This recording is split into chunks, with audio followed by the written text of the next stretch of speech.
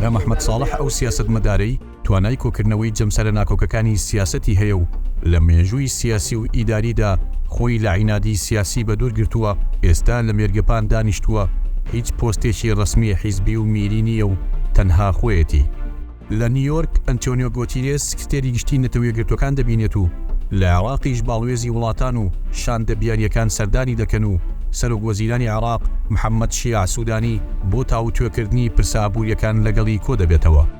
بەرهەم ساڵح کە ئێستا وەک سەرۆککۆماری عێراق خانەنشینە لە ڕێگەی هەژمارەکەی لە تۆڕی کۆمەڵایەتی ئێکس دابڕاو نییە لە ڕووداوەکانی ناوچەکە و جیهان و قسەی خۆی دەکات. ڕۆژنامە بەناوبانگەکانی دنیای عەرەب و خۆرئاوا بەبایەخەوە بۆچوونەکانی بڵاو دەکەنەوە، ئەو ئەگەرچی لە کۆنگری پێنجەمی یەکێتی میوانیش نەبوو، بەڵام هەژمونە سیاسیەکەی هێشتا لەسەر ئاڕاستەی ڕووداوەکان کاڵ نەبووتەوە. بە جۆرێک دیارترین ترافیکی سیاسی لە سلێمانی بەرهەمی کۆشتەکانی ئەوە کاتێک جەمسەرە سیاسیەکان لە زانکۆی ئەمریکی سلێمانی کۆ دەکاتەوە. لە عێراقدا دەوترێت جنین بلاسخارد نێردەی تایبەتی نەتەوەیە گرتوەکان و برێت مەکگۆرد نێردراوی تایبەتی ئەمریکا بۆ خۆرهەڵاتی ناوەڕاست و باکووری ئەفریقا لە هەرە دۆستە نزیکەکانی بەرهەم ساڵحن.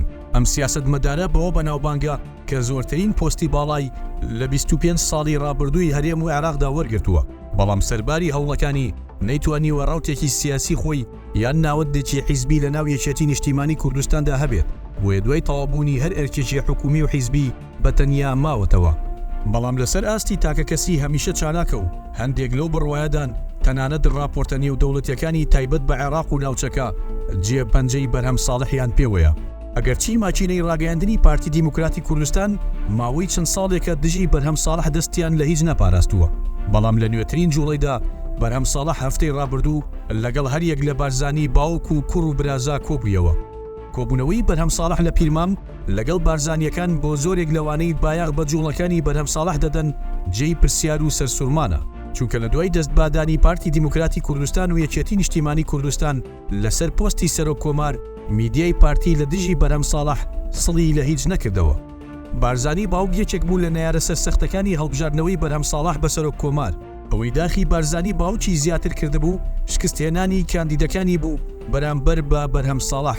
هەندێک لە بۆچوونەکان باز لەوە دەکەن بارزانی باوک پێی وابووە ئەوەی تەنکی بە هەژمونەکەی لە عێراقدا هەڵچنیوە بەرهەم ساڵحە، هەر بۆیە هەموو ڕێگەیەکی بەکارهێنا تا بەرهەم ساڵح نەگەڕێتەوە کۆشکی سەلام. لە نوێترین پێشهاتدا هەفتەی ڕابردوو بێ هیچ زەمینسازیەکی میدیایی بەرهەم ساڵح لە هەولێر بوو، ئەوەی گومانەکانی زیاتر کردووە سەردانەکەی دوور لە چاوی کامێرا بوو، تەنانەت هەردوو لایەن هیچیان لەبارەی ناوەڕۆک و هێڵە گشتەکانی سەردانەکەوە بڵاو نەکردەوە. میدیای پارتی دیموکراتی کوردستان دوور و نزیک خۆی لە قەرەیە و بابەتە نەداوە، سەردانەکەش لە کاتێکدایە پەیوەندیەکانی تورکیا و یەکێتی ئاڵۆز و ئێران و پارتی ئاڵۆزترن.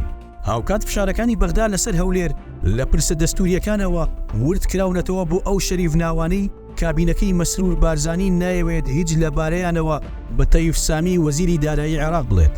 پارتی یەکێتی لە بەردەم هەڵبژاردنێکی چارەنووسسازدان، پارتی بەر لە هەڵبژاردننی ئەنجومەنی پارێزگاکان یەکێتی بە هۆکاری دواکەوتنی هەڵبژاردنەکە دەزانی، بەڵام دوای ئەوەی ئەنجامەکانی خۆی لە کەرکووک و مووسڵ بینی پاشەکشەی بێدەنگی لە پرۆسەکە کردووە، تەنانەت لە ڕووی میدیاییەوە هیچ بایەخێک بە وادەی هەڵبژاردننی داهاتوو نادات.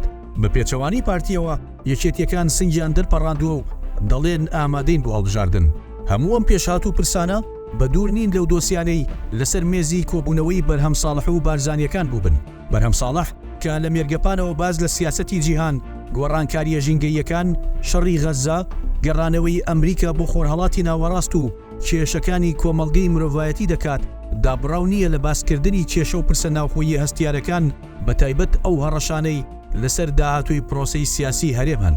نزیکی بەرهەم ساڵح لە ناوەندەکانی بڕیاری وڵاتانی خۆرئاوا بەهێزی پەیوەندیەک دیپلۆماتیەکانی لەگەڵ وڵاتانی ناوچەکە و جیهان لەلایەک و کەسایەتیە سیاسیە باڵەکانی عێراق لەلایەکی دیکەوە بوونەتە هۆکارێک بۆ بەرچاوڕوونی زیاتر و تێگەشتنی قوڵتری ئەو لە پرۆسە و پێژاتە سیاسیەکانی ناوچەکە، بە تایبەت لە کاتێکدا کە هەرێم لە ماوەی دەسەڵاتی ئەم کابینەیەدا لە ڕووی پەیوەندی دیپلۆماتیەوە پاشەکشەی کردووە و هەروەها ئەدای سەرۆک کۆماری ئێستای عێراق ئەوەندە لاواز و پەراوێز خراوە کە ڕەنگە بەرهەم ساڵح چانسی ئەوەی هەبێت جارێکی تر ڕۆڵی دیپلۆماسی بگێڕێتەوە و بە جۆرێک بێتەوە ناو دیمەنە سیاسیەکە تا سەرۆک کۆماری عێراق نەوەستێت.